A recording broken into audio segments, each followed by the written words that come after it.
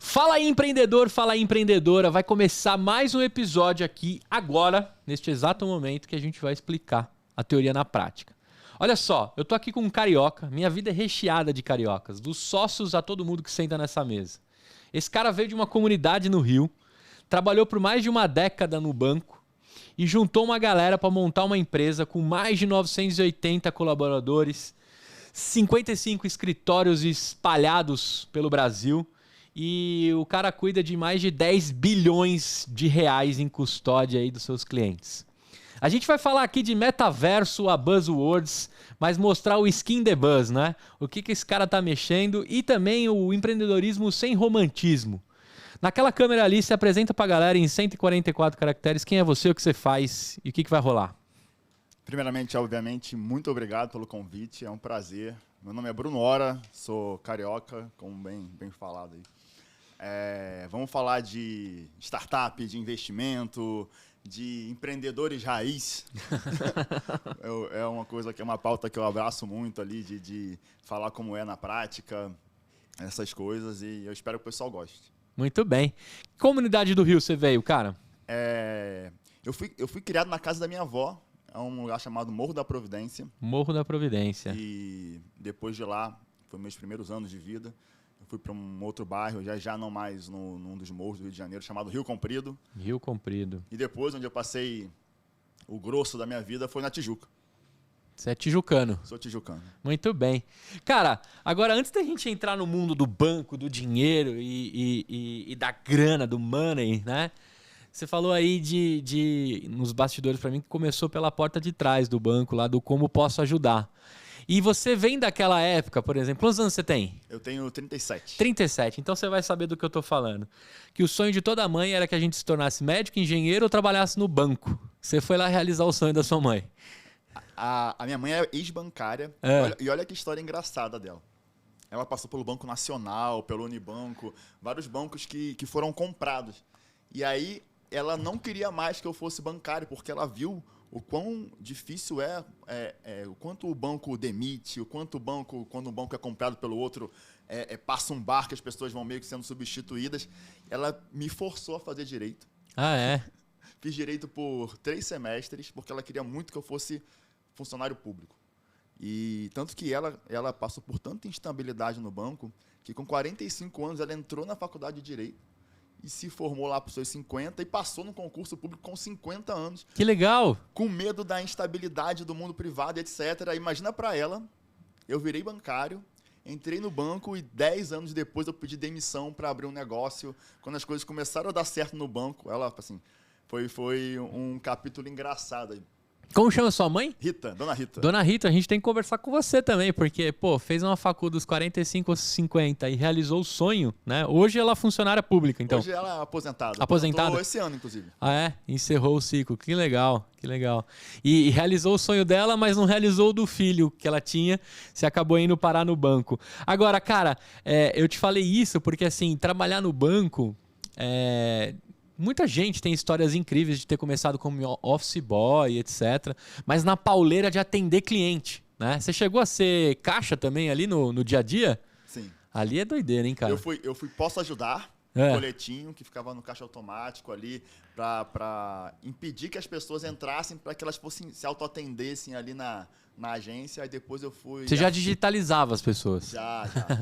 A maioria era o pessoal, o senhorzinho, que vinha ver o extrato do seu INSS, ou queria sacar ali mensalmente alguma coisa, ou pagar uma conta, aí eu tentava ensiná-lo a fazer ali, para ele não entrar na agência. E depois eu fui caixa, obviamente, fui do câmbio, fui gerente, eu passei por todas as cadeiras de uma agência bancária, praticamente. E nesse meio tempo como bancário, você empreendia em paralelo alguma coisa, não? Como que era esse Bruno inquieto, empreendedor? Eu sempre fui muito curioso. Então, o Bruno bancário... quando eu comecei a descobrir o mercado financeiro mesmo, investimentos, assim, eu mergulhei nesse universo por puro prazer e curiosidade. Engraçado que eu era caixa do banco, mas já entendia de mercado financeiro, ações, etc., simplesmente por curiosidade, né? E o bom de ser curioso hoje é que a informação está muito mais palpável do que estava na época dos nossos pais. Aí, vai lá. E dentro dessa construção, dessa carreira, assim, né? Você conseguiu... E banco paga bem também, né? Tem uns bônus legal e tal. Quando você chega na primeira década que você fala assim, vou encerrar para empreender, o que foi que aconteceu? Eu queria tocar no como que o bichinho do empreendedorismo converte esse bancário para a loucura do salto de fé empreendedor. Tá. Não foi romântico. Não foi romântico. Não foi, meu sonho era abrir um negócio. Tiveram 3 episódios que fizeram eu ter esse gatilho ali de querer sair do banco e montar um negócio com esses 2 amigos, que são hoje meus irmãos, aí meus sócios. O primeiro foi que, quando eu trabalhava no banco, tinha uma profissão que você ficava o dia inteiro abrindo conta. Você ia para a rua, nas empresas, etc., abrir conta. E eu fui isso por um período. Depois eu virei gerente. E eu virei gerente das contas que eu abri. Só que quando você tem que abrir conta, você abre conta do amigo, do tio, do parente, da sogra e todo mundo. Depois eu virei gerente dessas pessoas e eu tinha uma meta de vender produtos que eu não compraria para essas pessoas. Imagina você vender para a sua, sei lá, sua namorada uma coisa que você não compraria. Era meio o dilema ali, o conflito que eu vivi um pouco no banco. Esse foi um. O segundo foi que eu vi pessoas com muito tempo de banco. Eu trabalhei em bancos assim, tinha pessoas que tinham 25, 30 anos de banco e que elas eram mandadas embora do dia para a noite, assim, era meio assustadora. Então, também foi uma coisa que me preocupou. E a terceira era que, quando eu era caixa, eu tive um gestor que eu adorei, assim, foi um dos melhores gestores que eu tive na vida. E ele era tipo o chefe do meu chefe. E eu via que ele ainda não tinha liberdade financeira. Aí quando você está lá, molecão, aí você vê uma pessoa que está, sei lá, 15 anos na sua frente em níveis de carreira, ainda não tem a liberdade, ainda não está profissionalmente ali no seu auge, você se preocupa um pouco, né? Então eu tive esses 3 gatilhos ali e... Mas será que o cara não era endividado e pegou um empréstimo no próprio banco? Foi o que aconteceu, eu fui ver ele comprar... A conta dele era na agência que a gente trabalhava e eu fui ver ele financiar um imóvel sem dinheiro para entrada. Eita! E aí acabou entrando em condições piores que um cliente, um funcionário com condições piores que um cliente se fosse lá financiar. Aí foi um pouco assustador. Aí dá uma desmotivada. Agora, né, e nessa continuidade, como é que você fala assim, cara, vou dar o salto de fé? A minha mãe... eu vou acabar mencionando ela várias vezes. Não tem problema. Dona Rita, né? Dona Rita. Ela, obviamente, ficou apavorada, funcionária pública, mas ela falou, o teto e a comida você tem. O restante, assim, ela me deu esse colchão. E eu sempre tive muita tolerância a tomar risco, assim, eu queria. O financeiro não foi importante, tanto que... Mas você se preparou financeiramente? Não? Não. Para você ter uma noção... a renda que eu tinha no banco, eu só fui empatar ela, ter ela de novo, 4, 5 anos depois de empreender. Então, assim, foram 4, 5 anos ali para eu chegar na renda que eu tinha quando eu resolvi empreender. Entendi. E dessa construção, o que foi que aconteceu em si? Você juntou lá com seus brothers, seus sócios, como é que foi a construção? Já é a Invest Smart que nasce ali? Já. O engraçado é que... Os primeiros desenhos do nosso negócio não eram nada parecido com o que ele é hoje. Isso talvez seja uma dica aí para empreender. Vai mudar, você vai errar bastante. Então, no início, eram 3 ex-bancários numa salinha de 30 metros quadrados, tentando convencer clientes que existe uma opção fora dos bancos para você investir. Era isso? Era isso, e ponto. Aí o negócio foi mudando e hoje a gente virou quase um marketplace de produtos financeiros. A gente se tornou um negócio muito de gente, tanto que são quase 1.000 pessoas. Então, a gente criou um modelo de negócio que é quase uma prisão sem grade, que a gente brinca, que é um lugar que as pessoas entram e querem ficar. As pessoas não querem sair do negócio, é muito pró-pessoas. Então, eu comecei apaixonado por investimentos e hoje virei um apaixonado por pessoas e gestão de pessoas e ver as pessoas... compartilhando um negócio que você desenhou lá atrás. Tem sido bem interessante. Que legal. A Invest lá, se eu entrar no site, o que eu tenho de opções ali de produtos? O que a Invest Smart oferece? É bem amplo ali a prateleira. Vai de plano de saúde a criptomoeda. Caramba. Então, é bem um marketplace mesmo. Obviamente, o nosso core, O coração do nosso negócio é a parte de investimentos, o tradicional, renda fixa, fundos, ações, etc. Mas a gente cobre todo o restante. Tem aplicativo ou é só pelo site? Nós somos uma assessoria de investimentos e somos sócios da XP. Entendi. Então a gente usa a plataforma da XP. Para rodar tudo que tiver dentro de... Isso. E, então o aplicativo é o deles, a gente compartilha a tecnologia. Agora, se eu tiver 10 pila aqui para investir, a Smart me ajuda a dar o caminho para essa grana. Ajuda. Você vai ter um assessor de investimento, que são um desses 900 e tanto, que vai sentar com você, entender um pouquinho, eu quero empreender, eu estou tomando muito risco aqui como empreendedor, eu preciso que seja um colchão, preciso que essa parte, que normalmente o empreendedor é assim, né? Uhum. Quando ele assume muito risco em algum canto da vida dele, ele tende a ser um pouco mais conservador nos outros, né? Então é uma reserva de emergência, é um colchão para um momento difícil, ou às vezes tem o cara que gosta de risco em todas as pontas, não é... Tomo risco empreendendo, tomo risco com o meu dinheiro, tomo risco em onde tiver, tem de tudo. E se precisar, eu ando sem colete onde precisar. Muito bem. Agora, cara, esse mercado de dinheiro, de investimento, de banco, vem explodindo absurdamente, né? Agora a gente tem aí o Open Bank, né? A troca de informações, né? De você ter um pouco mais de crédito e liberdade para escolher. Né? A gente teve aí o Nubank abrindo IPO, né? A gente tem outros bancos se destacando, mais digitais. Mas ainda na minha percepção, a gente está um pouco longe de dividir bem essa moeda.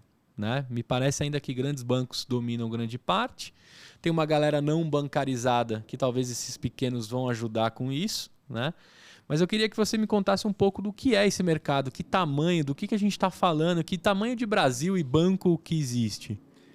Com certeza os 5 grandes bancos ainda tomam conta da maior fatia ali do patrimônio e das decisões financeiras das pessoas. O que tem acontecido, que é um pouco do que aconteceu lá fora, é que o excesso de informações que vai ajudando o investidor ou as pessoas bancarizadas a tomar decisão e um pouquinho do movimento como país mesmo. Então, vou dar um exemplo dos Estados Unidos. Nos Estados Unidos, hoje, mais de 90% do dinheiro do americano já não está nos grandes bancos. Ele usa o seu financial advisor lá. Isso só começou a acontecer quando a economia americana foi ficando mais estável. E aí foi ficando mais fácil tomar esse tipo de decisão. Por aqui não vai ser diferente. Obviamente é um pouco mais demorado, acontece sempre ali com 20, 30 anos de atraso com os países envolvidos, é super normal. Mas a gente vê esse movimento. Quando a gente começou, empresas autônomas, empresas desvinculadas aos grandes bancos, não eram nem 1%, e hoje já são quase 10% do patrimônio do brasileiro.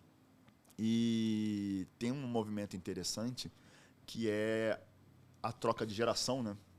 Então, conforme a nossa geração vai sendo a geração ali a formadora da renda, ou a geração que é ali talvez a principal da família em patrimônio, é uma geração que já viu coisas diferentes dos nossos pais. Nossos pais viram 3, 4 moedas, viram hiperinflação, viram confisco. A gente não viu isso. A gente viu internet, a gente viu banco digital. Então, essa troca, quando o patrimônio começa a sair deles e, por sucessão, chega na gente, contribui para que o patrimônio, o dinheiro dos brasileiros, saia um pouco dos bancões e tenha um pouco mais ali da nossa cara. Uma cara de quem não viu tanta instabilidade. Você tem noção de quantas pessoas ainda não são bancarizadas?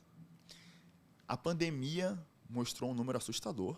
Ah, é? Que eram pessoas que estavam praticamente invisíveis, que só apareceram quando o auxílio pandemia pediu para elas serem cadastradas. Assim.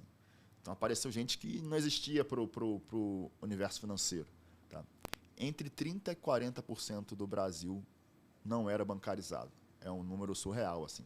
E a gente, às vezes, está no Rio, São Paulo e capitais, para a gente é difícil de enxergar, mas a gente é bem a franjinha do Brasil. Né? Tem todo quase um continente ali de gente não bancarizada, gente sem acesso à internet.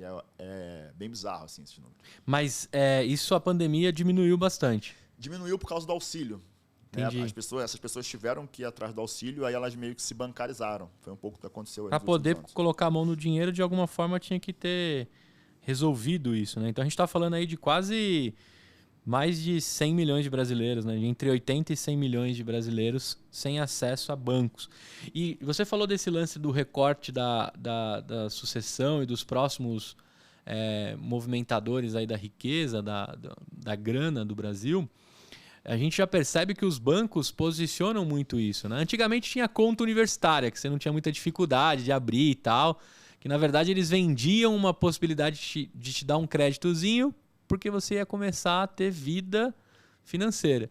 Isso já caiu de moda faz tempo, né? E os bancos como o Nu e tantos outros já trazem uma linguagem mais jovem, eles querem pegar até os adolescentes, né? Justamente mirando isso a longo prazo. Nessa construção, você falou aí que quase 10% já atingiu do mercado desses bancos menores, né? O Open Banking em si, você acha que acelera ou é para inglês ver por enquanto? Assim? Eu não vejo muita movimentação. O interessante do Open Banking é o pequeno tem informação do grande. Porque o grande já normalmente detém a maior parte da riqueza das pessoas, né? O patrimônio do brasileiro ainda estão nos bancões. Então, o interessante do Open Banking é ajudar as fintechs, os bancos digitais, a serem mais assertivos nessa fase de transição do patrimônio. Eu acho que vai ser bem legal. Ainda é um pouco nebuloso, porque é uma coisa tão... O brasileiro ainda não tem essa preocupação de divulgar, de comparar muito, mas é com certeza um grande passo, principalmente em termos regulatórios. Então, foi um grande passo. Vai facilitar para as fintechs, vai facilitar para o empreendedor dessa área ser mais assertivo no que ele criar. Vai ser bom. Agora, tem esse lance, né? O Open Bank, para ser bom, eu preciso mostrar minha cozinha, né?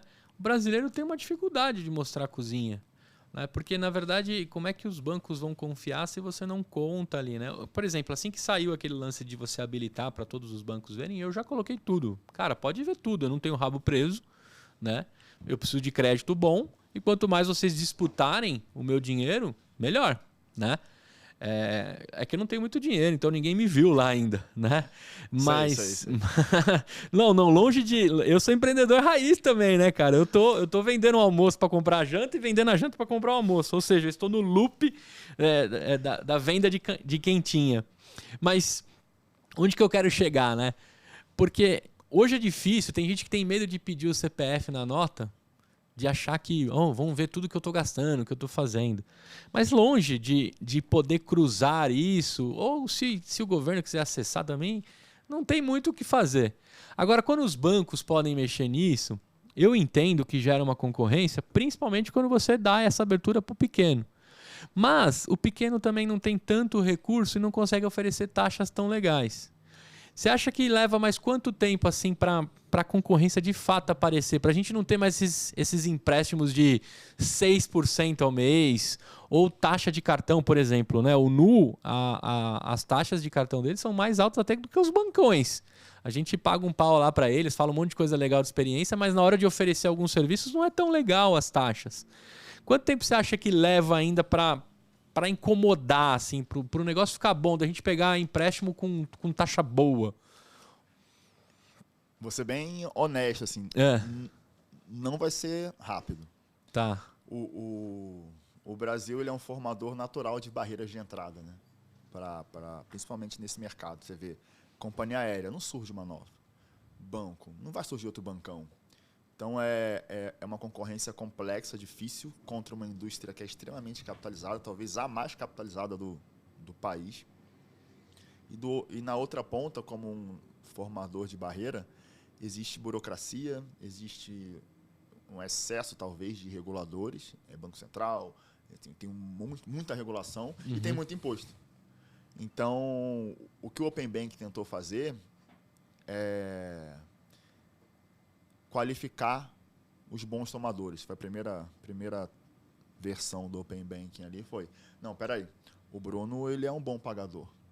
Porque quando você vê os juros de 6%, ou os juros do cartão de crédito... 14%, eu já vi. O que está embutido nessa taxa? A inadimplência geral. Então, o seu crédito é caro porque alguém que tomou crédito não pagou. E aí o Open Banking ele veio meio para esse caminho. o seu crédito não precisa ser caro para pagar outra conta, para tapar outro buraco. Você é um bom pagador, você pode pagar menos. Só que quando você tem quase um oligopólio ali, se eles combinarem entre eles que não precisa baixar tanto, não vai baixar. E aí que tá É essa parte que eu ia chegar, né? Porque se todo mundo começou a ver que o Bruno continua sendo um bom pagador e tá rolando, até chegar nos caras que estão precisando, que não tem informação, eles podem combinar entre eles. Então é o seguinte, vamos baixar bem pouquinho por vez, porque tá rolando. Exato. Isso pode levar décadas. E eu acho que vai levar décadas. Infelizmente. O que tem é o peer-to-peer, o que tem é o blockchain, é cripto, etc. Tem uma série de outros mecanismos para você se financiar que vão aparecendo, mas para isso tomar uma relevância de fazer parte do dia a dia de um continente, são décadas, não tem muita saída. Então, eu acho que, assim, eu estou preparando e eu uso tudo que é possível para o meu filho usar, o João. O João está com 3 anos, daqui a pouco, né, ele está com 18, 21, 30 e ele vai usufruir de um Brasil novo, né? Porque fintech hoje, se a gente pedir uma porção de batatinha e pegar 2, vem uma fintech no meio, graças a Deus, né? No final todo mundo vai acabar virando fintech e vai dar uma movimentada. Mas a gente ainda vive um Brasil, né? Acho que o último monopólio que eu vi assim ir acabando, mas hoje pouco movimentou, foi das telefonias, né? Eu lembro que você tinha assim pouquíssimas opções e valia mais que barras de ouro ter um telefone, coisas do tipo, né? Tinha que entrar na fila, né? Pra receber. Tinha que entrar na fila, ou você tinha que ter um parente muito rico para ligar para alguém, né? Que era muito rico também. Era uma parada meio doida. Aí veio a privatização, né? Teve uma distribuição. Hoje a gente tem umas concorrências. Aí teve a guerra pelo quem oferecia mais ligações. E hoje a gente vive quem oferece mais banda, né? Hoje a ligação todo mundo dá de graça. Verdade. E os caras vendem em banda. Mas, cara, eu tô falando do quê? De 2 décadas aí, no mínimo. E né? construiu isso uma barreira. Você não vê novas empresas de telefonia ganhando a relevância. Não, você não vê. Você vê uma comprando a rede da outra. Né? Eu uso um pedacinho da sua rede e vendo com uma cara diferente. Né? Até porque acho que a concessão de antenas e etc. no Brasil é bem burocrática. Né? Um dia a gente vai trazer aqui uma pauta só de telefonia. Mas esse é um exemplo que eu tenho de divisão. E, sei lá, estamos na segunda década, né? Tomara que eu esteja certo, mas estamos na segunda década e pouco movimentou, né? Você ainda tem um acordão entre todas elas ali, não movimentou muita coisa. O legal é que a tecnologia avançou tanto que esse acordo entre pares, entre os que estão do lado de lá da barreira, ele tende a zero no sentido de... Pô, a gente já viu o Google se propondo a dar internet de graça via satélite para todo mundo. É isso aí. A gente já viu que o cara que tem uma criptomoeda, ele está fora do radar de qualquer banco central. Então, a tecnologia ela é a solução para quebrar essas barreiras. Então, eu acho que a entrada do 5G vai dar uma balançada bem forte. Mas aí vai vir o caminhão da burocracia lacrando várias portas que se abrem. Isso também é o... política, e lobby, e etc. Esse é o risco Brasil de trazer tecnologia, né? Sempre vem a tecnologia, depois passa o caminhão da burocracia, lacrando várias portas e portões. Onde que eu quero chegar, né? Cara, você me contou aí que praticamente vocês são um hub de distribuição de serviços. Claro que o Open Bank é coração de muito do que vocês fazem, até para conversar entre serviços de bancos e vocês intermediarem, né? A gente também sabe que a XP tem um pezinho lá com o Itaú, por exemplo, né? Então deve ter umas facilidades entre esses serviços. Mas para eu entender mais o seu negócio, o que vocês oferecem lá? Se o cara quiser contratar um plano de saúde que está atrelado de repente ao Bradesco, ele consegue? Isso foi um pouco da nossa tese de empreendedorismo. Tá. Como a gente nasceu? A gente nasceu como uma empresa de investimentos. Tá. Renda fixa, bolsa, fundos, etc. Esse negócio ele foi ganhando tanta relevância, e aí eu falei sobre isso, inclusive, recentemente, que as pessoas têm essa cabeça de quero ter várias fontes de renda, quero diversificar minhas fontes de receita, etc. Como é que funcionou com a gente? Como eu acho que é a única forma que funciona? A gente construiu um core, somos uma empresa de investimento. E construímos um ecossistema em volta. Então, a gente tem a InvestSmart, que é a nossa empresa de investimentos, e a gente tem no ecossistema uma corretora de seguros, uma empresa de câmbio, uma asset, a gente tem uma empresa de contabilidade, um escritório de advocacia. Então, que constrói-se uma principal e depois você constrói as outras em volta daquela. Você virou um hub e uma holding também. Exatamente, é literalmente uma holding. Que legal. E ali dentro, então, se eu quero contratar, por exemplo, o plano de saúde, uma dessas aí vai acabar me atendendo. Perfeito. Até a agência de turismo a gente tem. Até a agência de turismo. Empresa de uma agência de publicidade, uma agência de turismo. A gente foi construído de fora para dentro. Então a gente ia enxergando a demanda e ia tampando a demanda com um novo produto. E você é o presidente do grupo? Somos 3 fundadores. O Samir, que é o CEO, eu e o Marcel, que somos os cofundadores ali. Tá, e aí essas empresas que vão entrando, vocês vão nomeando founders, CEOs, executivos, para poder rodar tudo isso. Senão vocês não conseguem também, né? São os diretores da holding. Legal. A gente tem um diretor que toca a corretora de seguros, a gente tem um diretor que toca ali o back-office, RH, etc. A gente tem um diretor só de performance e dados, que é importantíssimo hoje, quando você tem um negócio muito complexo. Então, a gente tem uma área só de tratamento ali, quase uma engenharia de dados. E a gente foi meio que pulverizando o guarda-chuva ali. O time de desenvolvimento é grande também? Tecnológico? A gente compartilha muito a tecnologia da XP. Uhum. A gente tem a nossa área de dados, a nossa parte de tecnologia é muito voltada para o tratamento de dados. E a gente, obviamente, quando precisa, a gente busca lá de fora. É legal você comentar bastante da XP, porque a própria XP pavimentou esse mercado, né? E deixou vocês entrarem, né? Vocês e tantos outros, né? Deve ter outros modelos de negócios também que se nasceram diante dessa possibilidade. E a XP provoca demais, né? O Benchimol, ele ressalta o lance do empreender para todos, né? E é legal você comentar isso, porque da mesma forma vem essa dicotomia lá do Itaú tá por trás também, que é um dos bancões, né? E será que ele está pensando no negócio que vai acabar com ele nos próximos anos? Será que ele não estava pensando nisso? Será que ele queria comprar para poder acabar? Várias teorias nascem daí. Mas é legal saber dessa possibilidade de vocês usarem esse parque tecnológico da XP para crescer em cima disso. Agora, você falou da área de dados, que a gente falava que era o novo petróleo, agora é mais do que petróleo, né? São as barras de ouro dos negócios. O que essa galera tá fazendo lá agora de dados? Assim, eles estão captando até comportamento dos clientes? Que tipo de cross entre produtos dá para fazer? O interessante sobre os dados é que eles sempre estiveram lá e eles normalmente são desperdiçados, né? E os dados que você não tem, você consegue buscar de uma forma muito simples, como perguntar. Então, rodar uma pesquisa nada mais é que você buscar dados. Exatamente. A nossa área de engenharia de dados ela vai para todos os lados. Então, ela vai no sentido de... Vou dar um exemplo. Entender os investidores que têm muita liquidez no seu patrimônio. Tá tudo, ele consegue pegar todo o dinheiro amanhã e gastar. O real motivo disso, ou se isso às vezes é uma ineficiência, ele poderia ter pegado parte do patrimônio, isso é uma parte do tratamento de dados. A gente consegue ir num nível de detalhe de criar clusters, tanto de dados como dos nossos assessores. Não, esse tipo de cliente, ele tende a consumir esse tipo de produto. Quando você tem uma base muito grande, temos mais de 70 mil clientes, fica fácil de você obter a informação que você quiser.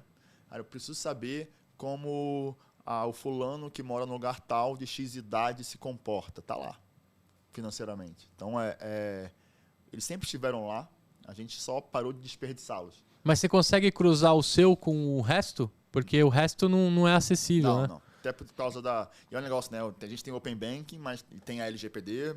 Então, a gente cruza os nossos e os da XP, que são os que a gente tem acesso legal, vamos dizer assim. Dentro da privacidade e respeito dos dados. Isso. Agora, cara, a Smart está com quantos anos?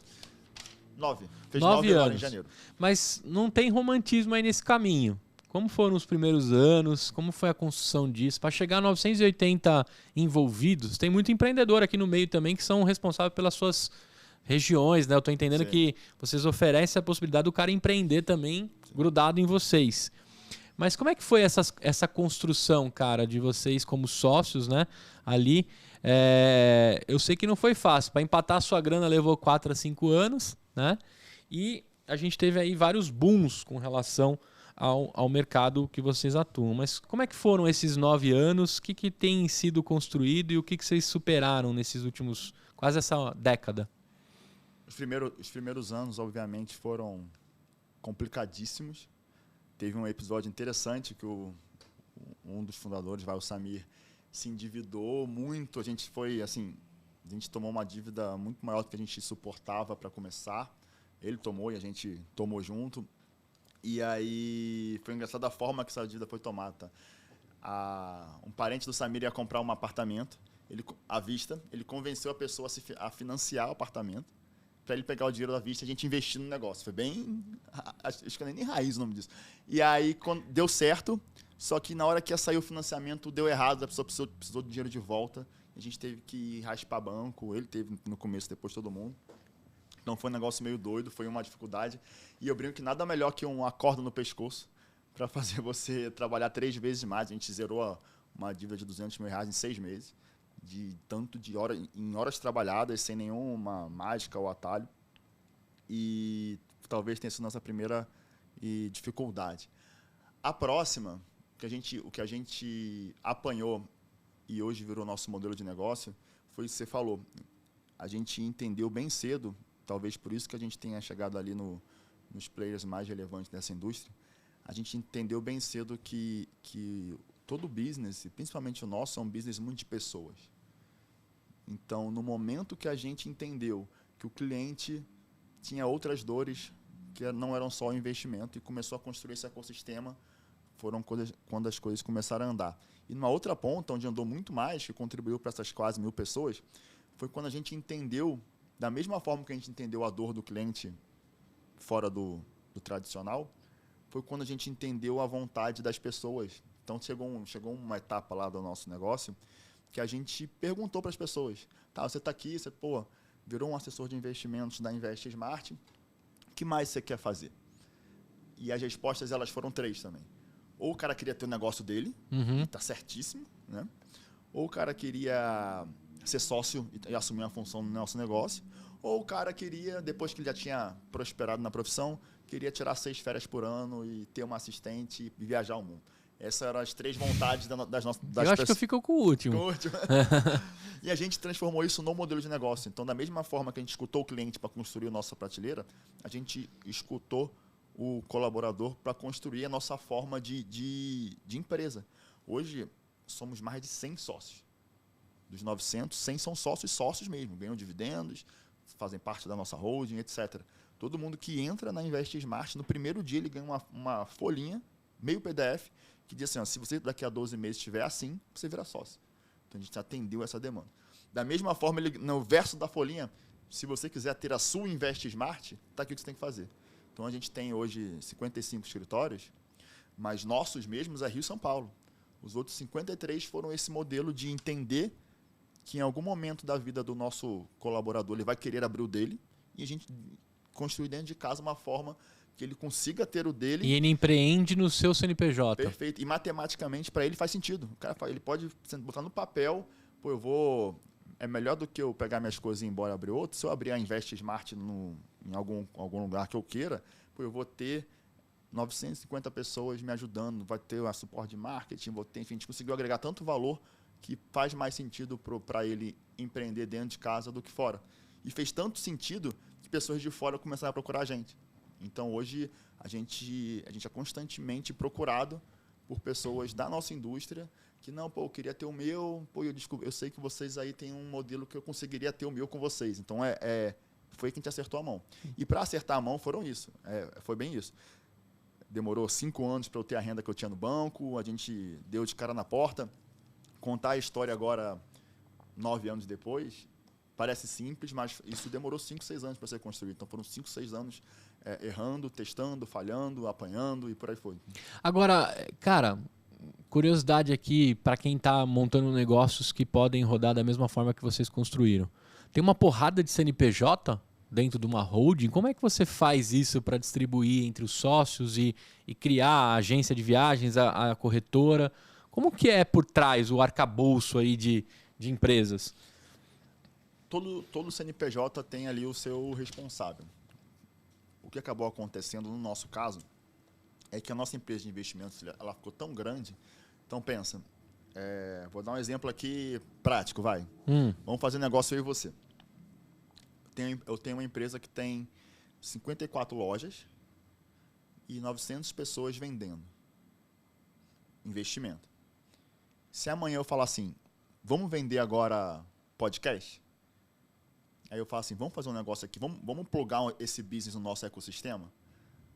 No dia seguinte, você tem 70 mil pessoas para oferecer podcast, 54 lojas vendendo podcast e 900 pessoas falando sobre podcast para os seus clientes. Então, foi um pouco disso. Vamos abrir um escritório de contabilidade?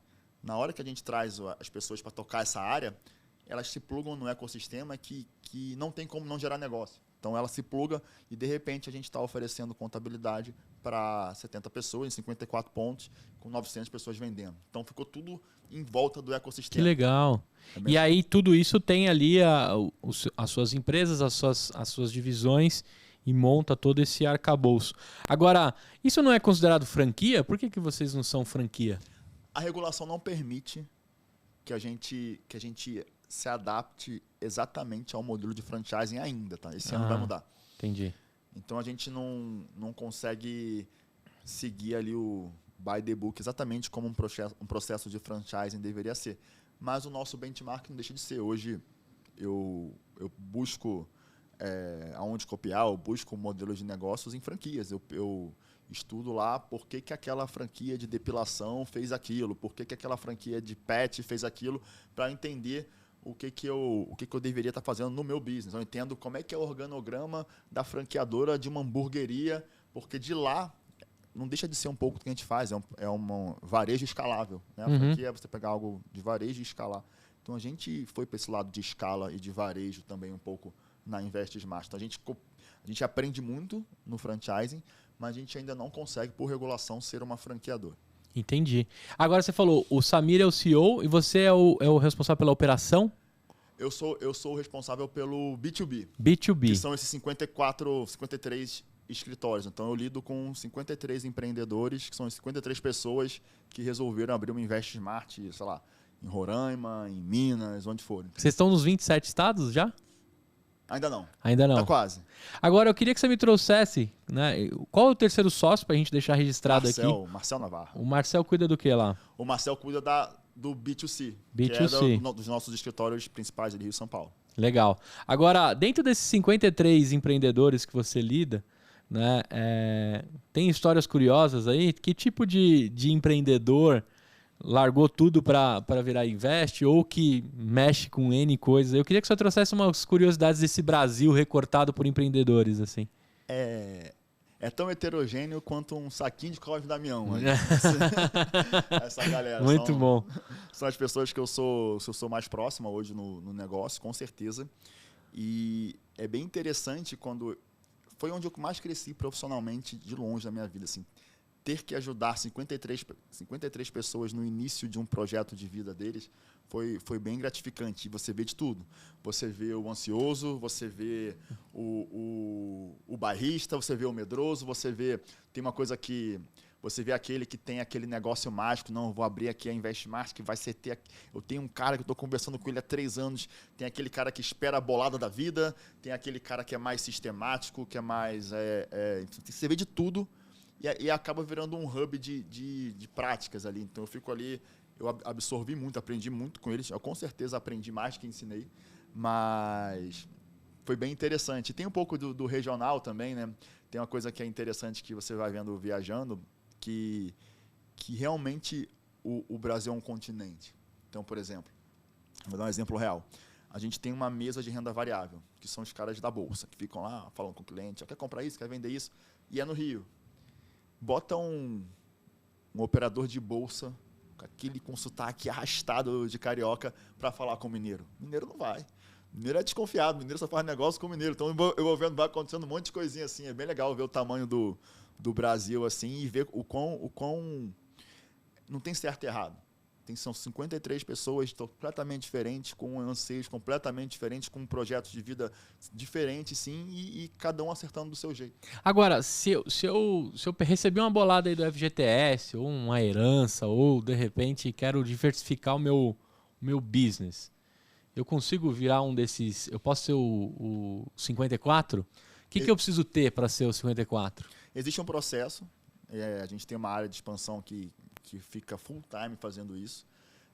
Parece o franchising, só que com uma régua, não vou dizer muito alta, mas existe ali características para a gente te dar o alvará para você abrir uma Invest Smart. Começando pelo dinheiro, quanto tu tem que ter? Para abrir uma... Não, você não precisa ter nem 50 mil reais. Nem 50. Assim, se pensar o custo para abrir uma Invest Smart, ela é muito eficiente nesse sentido, porque a gente tem um back-office muito robusto. A pessoa tem que botar cadeira, bancada e sala de reunião, já foi. Já tem uma Invest Smart, entendeu? E vontade de ligar.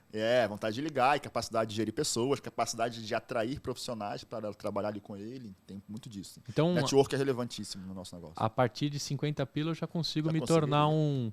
E se eu atingir algumas das coisas, em 12 meses eu posso virar sócio de vocês. Exatamente. Então, legal. Quem está ouvindo aí, tem muita gente que está pensando nos seus business, né? Tem que procurar lá. Qual o caminho para eu conversar com vocês, para eu cair lá na régua da área de expansão? Dentro do nosso site ali tem o Fale Conosco, tem o Trabalho Conosco, tudo isso já vai para a caixinha. Não, quero trabalhar na InvestSmart, quero abrir uma InvestSmart, está tudo lá. Investmart.com.br InvestSmartXP.com.br. Muito bem. Agora, cara, queria entrar, né? A gente conversou um pouquinho aqui antes, a gente falou de privacidade, falou de taxas. Eu queria entrar agora no assunto Pix.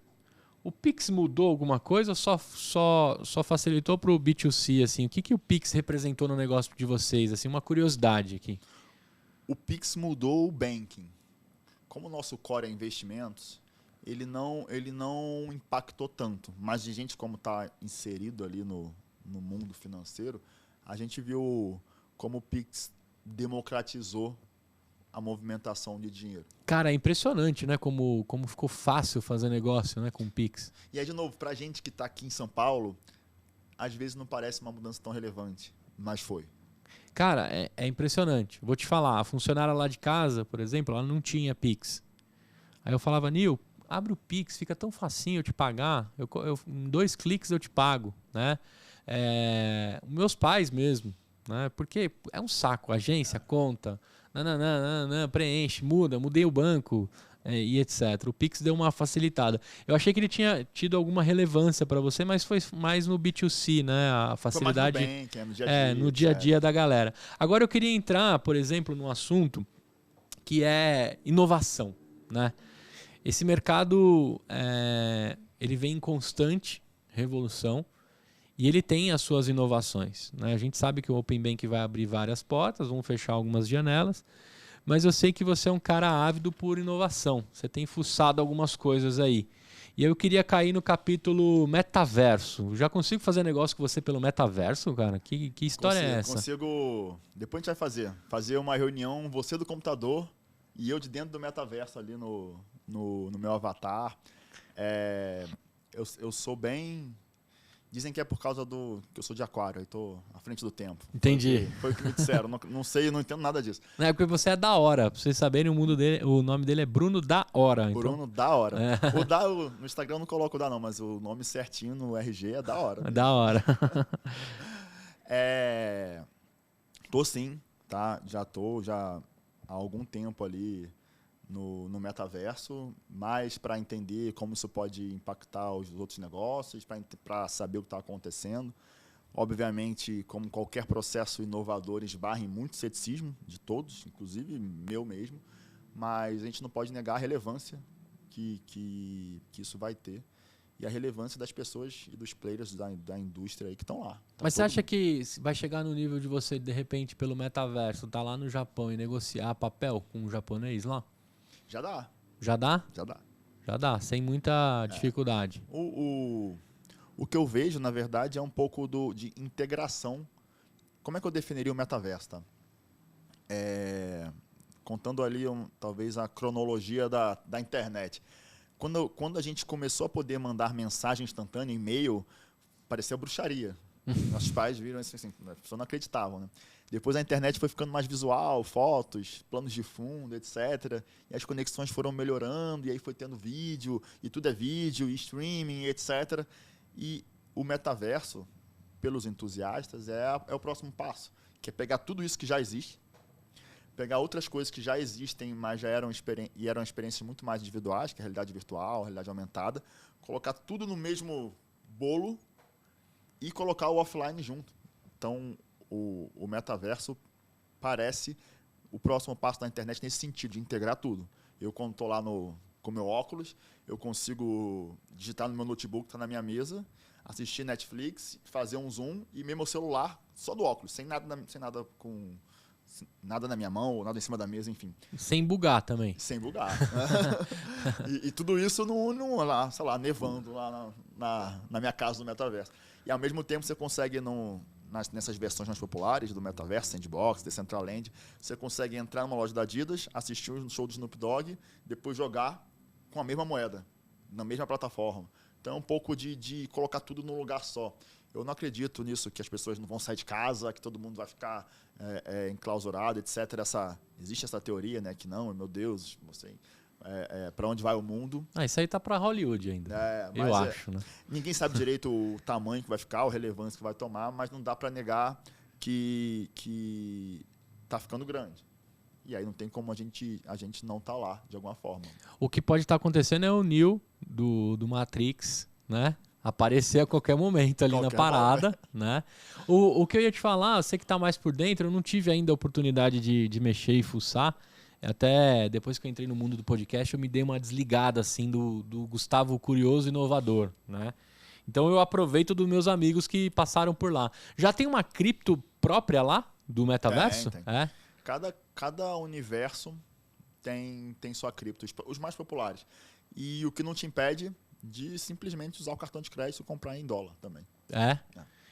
Mas aí eu caio no mundo real, que é cada um o que vai fazer. Cara, você sabe que nesse mundo, queria aproveitar que você tocou nesse assunto, eu tô amarradão numa startup, você já ouviu falar na Nomad? Com D mudo? Com D mudo. Já ouvi falar. Eu usei eles para ir para os Estados Unidos, levar dólar, e aí você joga para uma conta, basicamente você abre uma conta com eles, abre uma conta nos Estados Unidos. E aí você joga lá o Pix para uma conta daqui, ela transfere e vira dólar brasileiro. Só que foge, ou pula, ou escapa de várias taxas, IOF, etc. Então, tive uma economia absurda de taxas para movimentar com eles. Irado, bom saber. E iradíssimo. Justamente o nome é muito irado também para quem viaja muito, né? Para quem é nômade, os nômades digitais. Aí veio a Venui também oferecendo isso, e também para você investir em bolsa externa. Vocês também estão mexendo com Nasdaq e essas coisas? Como é que está a movimentação da Smart? A XP já tem. Você já consegue fazer tudo isso via XP. Existem duas formas. Mas se você vender isso, passa por vocês. Existem duas formas ali de você acessar o mercado americano. Vou direto a esse mercado. Uma é você literalmente dolarizando o seu patrimônio, mandando dinheiro para que vai virar um copo d'água lá fora. E a outra é você usar ferramentas que existem no próprio Brasil. Comprar uma BDR, enfim, comprar o índice do S&P na Bolsa Brasileira. Tudo isso existe também. Então, a gente tem acesso às duas formas. Legal. É bom saber disso, porque eu vejo essa movimentação da galera querer diversificar. E aí a gente falando de metaverso, né, assim, nada vai impedir de você entrar na China pelo metaverso e botar grana lá.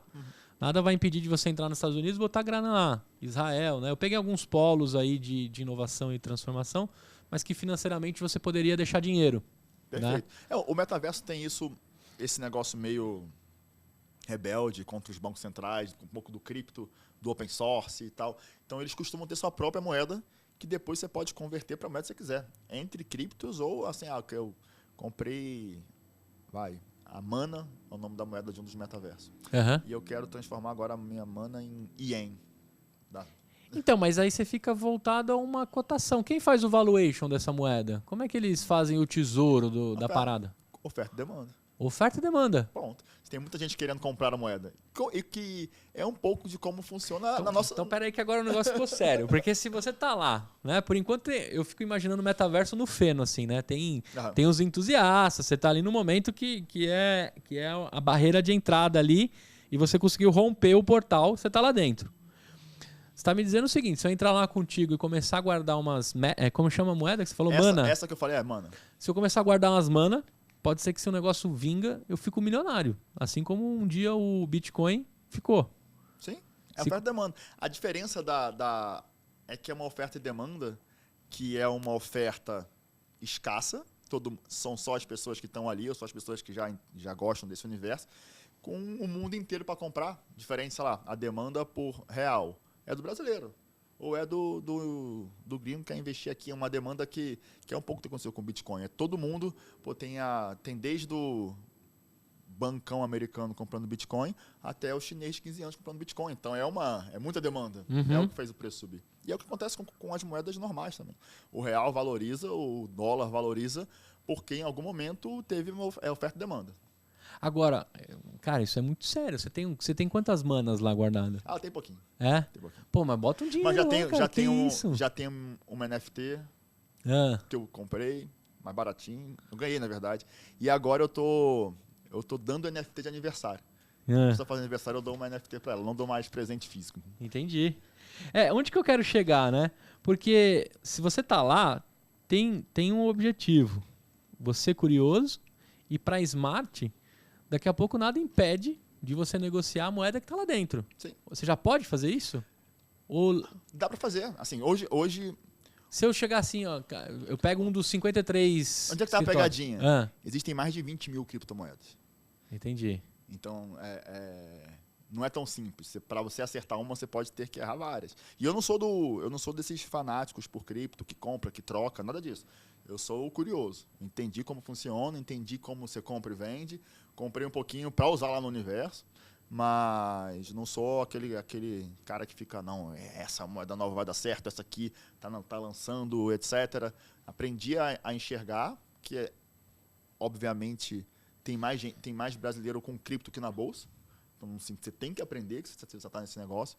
Mas não sou o tarado que fica lá comprando, vendendo, apostando naquela que vou enriquecer do dia para noite. Não sou eu. Onde que eu quero chegar é o seguinte, se você tem 53 escritórios espalhados, você pode ter dois são próprios, né, 55, o 56 pode ser dentro do metaverso. Que aí você coloca 980 pessoas para vender o metaverso. Tá nos planos de vocês? Não. Porque assim, eu já fiquei pensando, talvez para mim... O metaverso não dá para vender. Não, eu digo vender coisas que estão lá dentro. Sim. Né? Você começar a oferecer o metaverso, né? E as coisas que estão lá, os ativos lá do metaverso, como investimento pela Smart. Tá no radar de vocês isso? Por exemplo, tenho 100 milhões de reais e eu quero botar 1 milhão para vocês comprarem de mana dentro do... Isso é simplíssimo de fazer. É? Porque vai nascer um mercado novo, de como você opera... O que tem acontecido hoje no metaverso, ele deixou de ser a moeda, porque a moeda é o mundo cripto. Ele começou a ser literalmente um universo, então é uma economia paralela. Literalmente você vai lá, compra sua cripto e vai lá dentro e entra na loja da Adidas ou no Walmart com essa moeda. Ou entra lá num show de algum artista. Ou vai jogar alguma coisa que você... ganha para jogar, ou paga para jogar, ou vai comprar uma skin de uma roupa como se você estivesse trocando lá, igual um pessoal que joga e troca lá o skin do Fortnite. Então é tudo isso num lugar só. Tá se construindo meio que uma economia paralela, literalmente. Então é isso. Talvez você colocar algo para ser vendido lá, vou colocar um escritório da Invest Smart lá, que quando a pessoa ela entra e recebe uma assessoria de investimentos que envolve o mundo cripto. Não sei. Porque agora, até para os empreendedores, né, o cara que vende o estilista, o confeiteiro, todo mundo pode ter um empreendimento, né, dentro do universo metaverso. Mas será que uma hora vão tentar legislar esse universo? Ou já estão tentando? Com certeza estão tentando, só que é difícil. Né? Tem tudo com blockchain, é um pouco do mundo cripto, vai. A China tentou A China tentou e não conseguiu, para você ver a dificuldade que não deve ser. Se os chineses não conseguiram. Se um asiático não conseguiu fazer algo, fique de olho nisso. É verdade. Mas por que eu estou entrando nessa piração contigo? Porque a gente falou aqui nos bastidores do Second Life. O Second Life virou um baita negócio para quem foi os adopters ali, né? Eu lembro que o Bradesco abriu a primeira agência de banco dentro do Second Life. Aí, esse mesmo movimento do metaverso, eu me recordo de algumas notícias. E teve gente que ficou realmente milionário no Second Life, porque ele pegou o começo da onda e o cara ofereceu alguma coisa lá dentro. Eu lembro até teve uma história muito legal do cara que montou o carrinho de hot dog dentro do Second Life. E aí comer o hot dog dele era algo incrível lá dentro daquela parada. Mas eu também lembro que foi um voo de galinha, assim, sei lá. Na minha cabeça ficou uns 8, 10 meses se falando sobre isso. Depois caiu, né? Todo mundo que gostava de uma zoeira dessa ficou lá no... Esqueci o nome do joguinho que era muito próximo disso. Mas que bom. Sims. The Sims. A grande maioria ficou no The Sims, que era mais fácil de fazer e de rodar. E aí eu entrei nessa piração contigo, porque agora também, né? A gente tá 20 anos à frente do... Acho que o Second Life é 2005, 2006 ali, que estourou, quase 15 anos, né?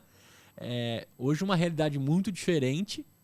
Barreiras que o governo e a legislação não conseguem chegar a tempo, né? E quando você vê, já aconteceu, né? Assim a gente tem com a Deep Web e tantas outras coisas. Mas eu imagino que... longe de acreditar que as pessoas vão ficar presas nas suas casas com os óculos, eu acho que isso é piração, doideira. Deixa para Hollywood isso. Eu quero estar muito certo disso, não quero estar enganado, não. Mas eu fico imaginando que a partir do momento que você tem um universo ali dentro, você pode criar um universo bancário daquilo, um universo de inovação daquilo. E eu acho que o Mark, ele tá bem interessado nisso com muita vontade, né? Então, quem entrar lá dentro, né? Assim, para quem não tá entendendo a mínima do que a gente tá falando aqui, pode ter alguém que até vai desligar o podcast, né? Não tem problema. O podcast é para você ficar se é interessante, se não é pro seu momento, não tem problema. Mas assim, como é que faz? Como é que você fez? Você comprou um óculos? Como é que é a parada do metaverso? Do computador poderia. Do computador poderia. Você tem o óculos para ficar mais... Esse é o interessante. É um negócio tão em beta que não tem uma forma só de se acessar.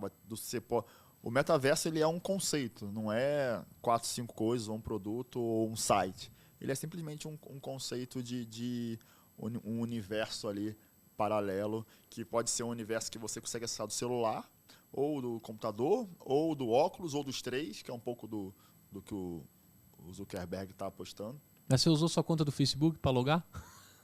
Né? Pode. Nos universos da Horizon, que são os do Zuckerberg, você loga no Facebook. No outro, não. No outro é uma coisa assim, e é um pouco do futuro ali. No outro é um nível de privacidade que não tem anúncio, ninguém consegue acessar nada dos seus dados. É um pouco dessa, eles chamam de Web 3.0. Você escolhe o que vai compartilhar e ninguém consegue enxergar nada, ninguém consegue te anunciar nada.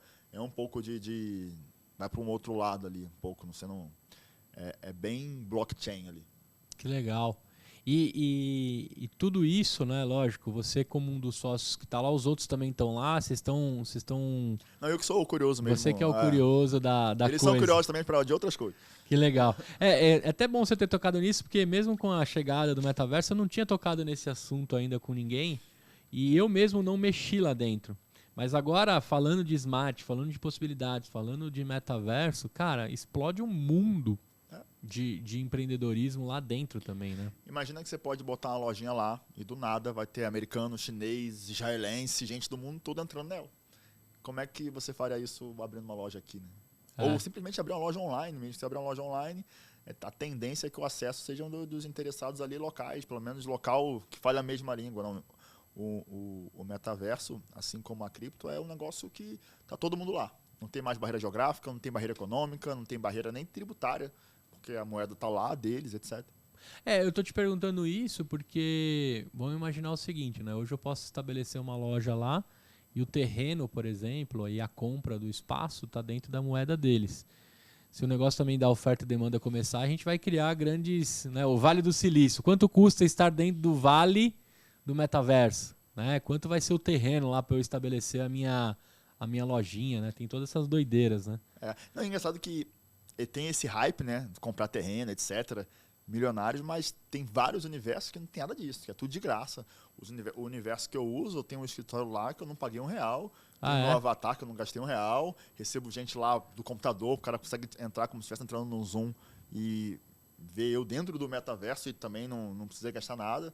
Tem esse, que é o que já está com mais cara de economia mesmo, que pô, você compra um terreno do lado da casa do Snoop Dogg, é caríssimo, você compra não sei o que lá, você entra numa loja. Tem esse, tá lá, tem um hype. Eu esbarro, obviamente, né? Pô, comprou um terreno no virtual. Esbarra em muito ceticismo, e tem que esbarrar mesmo. Eu também ainda não conseguia digerir 100% dessa ideia, dessa economia, dessa oferta e demanda. Mas tá acontecendo, então não dá para negar a relevância, né? Mas ainda, comprar um terreno lá, você vai usufruir ainda. E quem compra um terreno que depois que morre, cara? Porque você não vai usufruir, você só garantiu que você vai finalizar ali, né? Pô, no virtual, pelo menos você tá usufruindo do terreno que você comprou, né? E eu tinha um ceticismo de comprar um jazigo, sabe? Por que eu vou comprar? Deixa a bucha pra quem vai ficar aí, né, com o negócio. Agora, comprar um virtual, eu vou usufruir, né, da minha presença lá dentro. Agora, cara, avançando um pouco mais aqui pra nossa história, né, dentro de uma Smart, com mais 2 malucos bancários aí, 980 pessoas envolvidas, mais 50 locais. Você pode abrir um pouco de faturamento? Quanto isso representa? Como é que cresceu nesses últimos 9 anos dessa construção e esse envolvimento com tantos empreendedores, assim, para a gente mostrar que junto dá para ir mais longe? Com certeza, junto dá para ir mais longe. A gente teve um 2021 incrível. Tá? Legal. Você ter uma noção, em 2020 a gente tinha 5 bilhões de custódia. Então, só em 2021 a gente dobrou, foi para 10 bilhões. Legal. A gente não tinha, até final de 2020, né, nem 30 escritórios. Então, 2021 foi um ano de acelerar. Foi um ano que a gente se consolidou no mercado.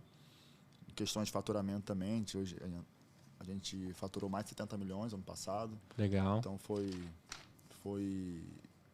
ali o carimbo que o nosso modelo de negócio estava certo. Muito bom.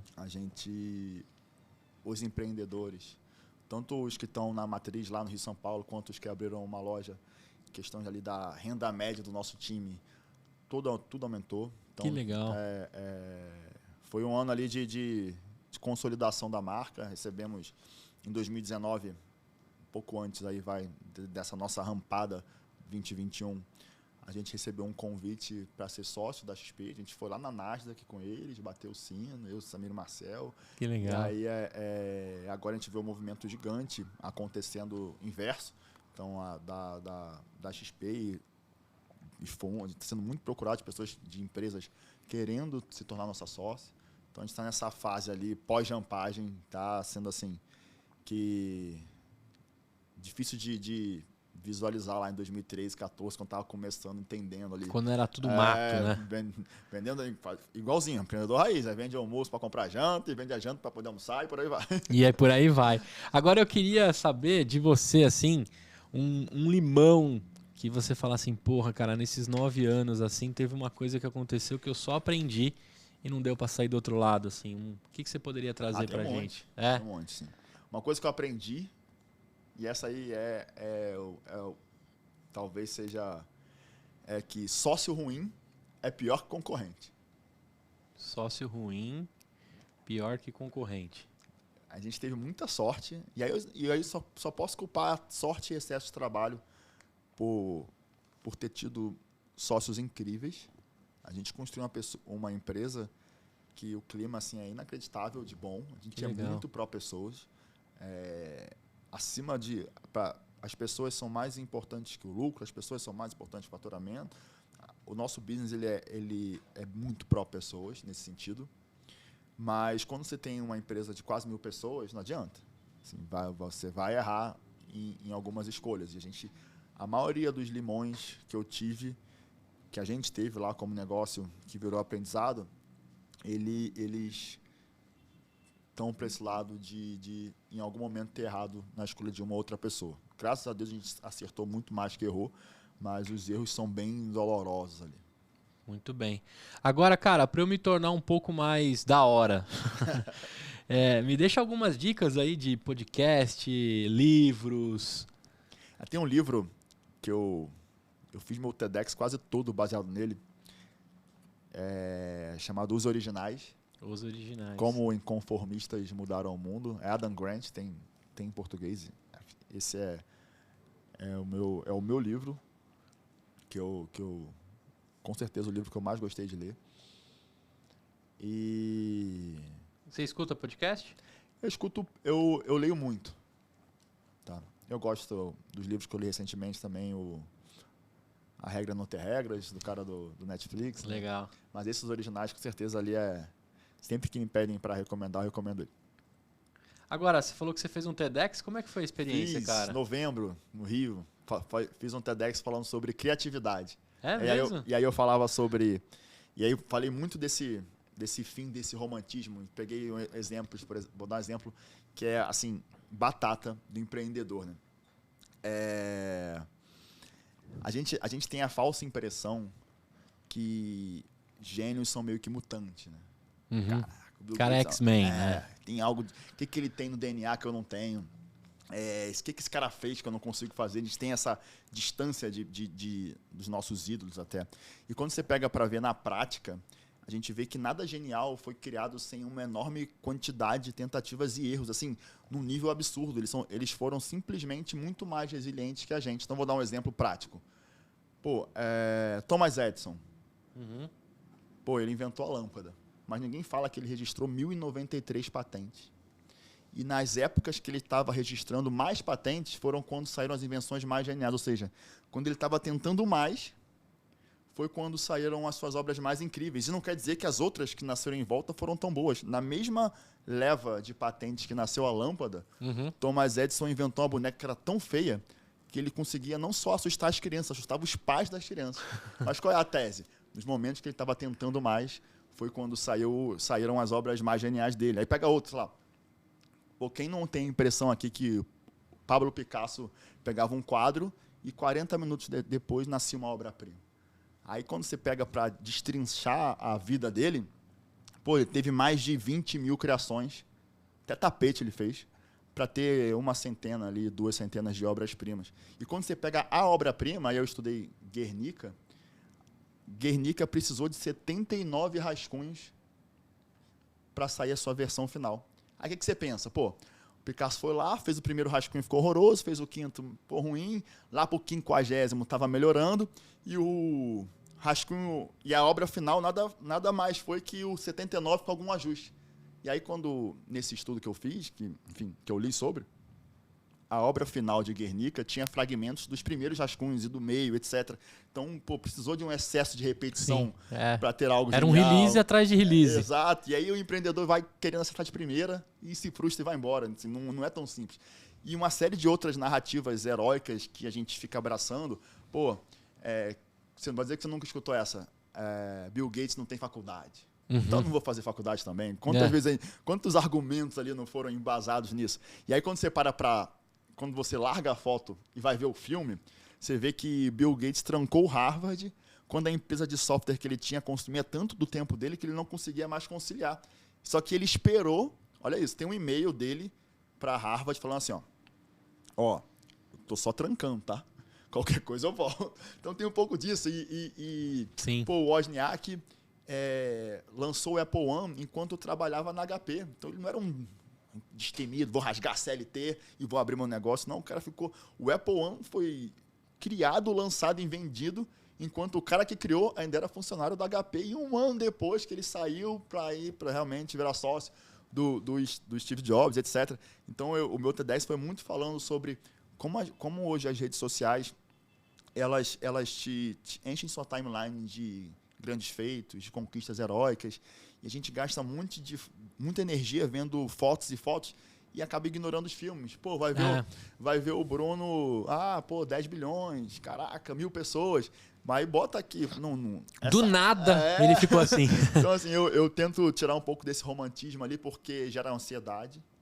Todo mundo acha que está atrasado. Cara, hoje, se você tem 40 anos, você não chegou na metade da sua vida. É verdade. Ninguém está atrasado. É verdade. Então, eu gasto muita energia tentando passar essa versão mais real ali de empreender, que vai ter muito rascunho. Pô, Picasso fez 79, que você não precisa rasgar a CLT. O Wozniak não rasgou. E que para acertar às vezes você vai ter que errar 1.093, igual o Thomas Edison. Não tem muita saída. Muito legal você contar isso, cara, porque você sabe que eu achava que eu ia ser o próximo Mark Zuckerberg, sabe? Eu falava, nossa, mano, eu sou muito empreendedor, eu sou muito foda, eu vou ser o próximo. E aí o tempo vai passando, você vai vendo que você tá dentro da vala comum, e o que te faz subir dessa vala é a disciplina, né? É a construção. Longe de dizer que eu estou no momento mais incrível e que dali eu vou ganhar dinheiro e ser um grande empreendedor. Mas eu posso dizer que eu estou gerando bastante impacto. Isso é importante para o empreendedor. Mas eu me recordo, cara, eu tive mais de 160 domínios registrados de sites. Perdi boa parte desses. Quantos projetos na gaveta, né? Para um dia construir uma empresa e ver que também não é nada daquele quadro que pintam, né? Você falou aí que você levou 5 anos para equalizar a sua renda. Porra, cara, se for 4, 5 anos eu tô feliz, porque eu tô naquela relação que, assim, todo o dinheiro que entra volta para lá para fazer parte de algo maior. E aí vem Omicron, vem tudo. Saída, né? Você bate o carro, acontece um furto de equipamento. E, cara, na verdade, eu tenho uma frase muito clássica que foi falada por uma empreendedora aqui, a Carol da Risnack, que ela falou assim: um dia me comentaram que empreender é a arte de quem aguenta mais porrada. Cara, essa foi a melhor definição que eu já ouvi para empreendedorismo. Porque, na verdade, parece que alguém tá socando a sua barriga, tá socando, e você tá tentando fazer as coisas. Verdade. Né? E quem consegue segurar mais isso é que consegue construir coisas. E aí vem toda a parte do impacto primeiro, que eu acho que é o que o empreendedor busca, é causar impacto. E você pode causar esse impacto estando no CNPJ de outra pessoa também. Sim. Isso é uma das coisas que durante muito tempo, eu promovi o intraempreendedorismo. As pessoas têm a falsa impressão que empreender é ter um CNPJ. Né? É ter um CNPJ. Pô, você quer ter bota 30 na frente do seu CPF, você tem, né? Dá os mesmos dígitos. Mas por que eu tô falando isso? Porque, de fato, construir uma empresa, fazer os planos, seguir alguns playbooks, vão te ajudar a não tropeçar. Mas é a sua resistência e a sua disciplina que vai fazer você se destacar, né? Você falou aí dos rascunhos e das paradas. Cara, tem um monte de gente que está ouvindo agora que já tentou de tudo e já pensou até em desistir. Mas se o cara está ouvindo esse podcast, se ele está tentando, é daí que vai sair, né? Eu sempre vejo aquela postagem dos caras velhões que montaram o tiozão do KFC, né? Quantos anos tinha cada um e etc. O próprio Bezos, ele não era novão quando ele começou na garagem lá da Amazon. O Bezos, com 23 anos, trabalhava no McDonald's. Então, tantas outras histórias. Eu acho legal a galera entender isso, porque a gente está vendendo essa internet rápida do infoprodutor. Atalho. Da noite pro dia. E eu sou um outlier com uma máquina de imprimir dinheiro na mochila. Eu já vi de tudo aí escrito, etc. Ah, mas tudo bem, Gustavo, cadê a sua Ferrari? Cara, não é sobre isso que a gente está falando, não é sobre dinheiro. Né? É sobre o que você está fazendo para a humanidade. Né? Esses dias o Gustavo Succhi do Mudando o Jogo, ele tem um modelo de conselho compartilhado. E a gente trocando ideia aqui, ele falou, cara, você já parou para reparar na palavra razão social? Qual é a razão social da sua empresa? O que você quer oferecer como empresa para a sociedade? A gente esqueceu que existe uma razão social. Algumas pessoas esqueceram. E a gente passa a trabalhar sem enxergar isso. Né? Pô, 980 pessoas impactadas, se for refletir em famílias e pessoas diretamente impactadas, dá muito maior esse número, né? um monte de construção, de sonhos, de impacto, mais de 70 mil clientes sendo atendidos e crescendo seus patrimônios. Cara, olha o impacto disso, né? Verdade. Uma fatia disso vem para o seu bolso? Vem, mas é consequência de tudo que você está construindo. Então é legal a gente trazer também, e bacana eu ter tocado, ainda bem que eu não esqueci de falar do TEDx, porque isso também reforça. Eu tenho meus momentos de querer desistir. Né? Todo mundo tem. Todo mundo tem. Cara, ontem a gente estava numa crise sinistra aqui, né? A captação e a qualidade das lives estavam péssimas aqui no estúdio. E a gente não tinha muito para onde correr. Cara, chegou um momento que eu falei assim, vou parar com essa porra. Eu inventei um negócio que eu não tinha essa dificuldade. Aí eu falei, mas peraí, esse negócio é que tá me movimentando. Eu tô aqui agora pensando nisso porque isso me mantém vivo, né? E é legal todo mundo... E o impacto, né? O impacto disso, sei lá quantos podcasts já rolaram aqui nessa mesma mesa que a gente tá, né? Um monte de gente sendo impactada. Mas dá vontade de desistir. Assim como nesses 9 anos, você deve ter tido momentos de desistir, né? Então, legal. Obrigado por você ter trazido esse um pouco de Thomas Edison, né? Quantas lâmpadas ele perdeu antes da primeira que ficou acesa, né? Foram 1000 patentes ali. Tem até um livro, né? Que alguém, eu preciso lembrar o nome do livro, contou as mais de 1000 invenções dele num livro. É muito legal. O Thomas Edison é um clássico para quem quer falar sobre resiliência, né? Eu gosto do exemplo porque a gente só pega o capítulo final, né? Você pega o Picasso, você lembra da obra-prima, você vai do Thomas Edison, você lembra da lâmpada, e a gente ignora o percurso. E é isso que as pessoas consomem hoje em dia, né? Todo mundo consome a foto final. E é jovem, e é rápido, e é Ferrari. E assim, isso além de ser um gerador de ansiedade, que eu tento pregar que as pessoas não deveriam ficar ansiosas por isso, é mentira. Ponto. Não tem atalho. São horas trabalhadas, resiliência para errar e para tentar, resiliência para quando estiver ruim, trabalhar mais para melhorar. É entender que não vai ser sempre prazeroso. Muitas vezes você não vai fazer o que você gosta para fazer o que tem que ser feito, para um resultado que você gosta. Então é um pouco disso que eu tento compartilhar ali, para as pessoas não acharem que é do dia para a noite, ou não acharem que vai ser sempre 1000 maravilhas, e tudo bem. É isso aí.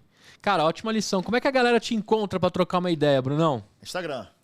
Qual que é? É Hora Bruno, Hora com H. Por que você não usou o Bruno da Hora? Bruno da Hora já tinha. Já tinha? Mas mesmo se não tivesse, acho que eu não ia usar. Pô, mano, mas eu acho mó da hora seu sobrenome. Sabe que no aeroporto, a pessoa... Sabe quando a pessoa olha a tua identidade, ela vê da hora mesmo, tipo, acontece com frequência. Você sabe que eu uso demais a expressão da hora. Né? Tem uma cervejaria que chama Da Hora Vida. Sério? Eu acho que ela é... Não, ela é paulista. Eu ia falar, eu acho que ela é carioca. Mas tem uma Da Hora Vida. Acho que o termo da hora talvez é mais paulista do que carioca, com né? Certeza, com certeza. Acho que pouco usa lá no Rio. Meu pai pesquisou. E aí é da hora do lugar que meus ancestrais vieram. Hora é um lugar na Grécia. Não tem a ver com relógio, é piorar. Que legal, velho. Muito bem, então a galera te encontra no Instagram, Hora Bruno. Hora Bruno. É isso aí, você tem que montar um podcast, hein, cara? Cara, eu vou tentar. Uma hora com o Bruno. Pronto. Aí. Eu tenho um quadro no Instagram que é o Hora em 1 Minuto. Hora em 1 Minuto? Então, eu acho que você tem que fazer um podcast, se você precisar, a gente pode te ajudar, viu, cara? Eu queria agora, para todo mundo que ficou interessado, investesmart.com.br. Investesmart.xp. Investesmartxp.com.br. Tem lá o Trabalhe Conosco, Fale Conosco. Você pode colocar aí, se tornar um sócio empreendedor com eles, né? Procurar as dicas com esse cara de empreendedorismo sem romance. Seu TEDx está no YouTube também? Está no YouTube. Como se tornar uma pessoa mais criativa. Como se tornar uma pessoa mais criativa. O link vai estar aqui embaixo também. E, cara, te agradecer. Eu me diverti aqui em conversar contigo, entender como montar, né, um arcabouço de empresas, né, de um monte de coisa rodando, um monte de gente movimentando a economia. E uma pitada de metaverso aí que você me deixou curioso. Vai lá, dá precisada. Eu que tenho que agradecer. Nossa, fantástico. Aqui é lindo. Gostou? Pô, você tá numa mesa de sinuca, você percebeu? Eu percebi, porque tá aqui o... Tem a caçapa aí do lado de você. Muito bem. Maneiro. Legal. Então você que viu a gente pelo YouTube, não deixa de se inscrever dá uma curtida aqui no vídeo. Vou agora aos merchans, tá? Se você quer gravar um podcast, se você quer ter a mesma experiência aqui que o EmpreendaCast, podcastnobar.com.br, a partir de R$100 a hora, você vem aqui no Tia Café, que é um bar maneiríssimo, e grava seu podcast. Quero agradecer a Integrale, que é a nossa patrocinadora mãe aí de soluções empresariais de BPO financeiro, a área de analytics e dados aí para você fazer a sua empresa ir mais longe. Aí do link, que são os links da bio, inclusive, Brunão, cria lá um aí do link para você, /Bruno Hora, que você vai ter lá um mini site com seus acessos, o TEDx, até lojinha, se você quiser criar, ele faz newsletter, tudo isso dentro de um site, um mini site dentro da sua bio. aidolink.bio, corre lá. Se você quer entrar no nosso grupo de sonhadores, aidolink.bio/EmpreendaCast, tem um link lá para você entrar no grupo. Também agradecer a Fit Anywhere, um aplicativo para você malhar de qualquer lugar. Bluefields, um foguete para aceleradores. Procura lá uma galera para acelerar a sua empresa. E por último, e não menos importante, Jurídico por Assinatura. Se você quer aí ter uma proteção jurídica, quer ter uns caras te ajudando, o juridicoporassinatura.com, a partir de R$ 2,99 já começa a cuidar da sua startup. Brunão, olhando para aquela câmera, pode dar tchau para a galera. A gente se vê na próxima e tchau!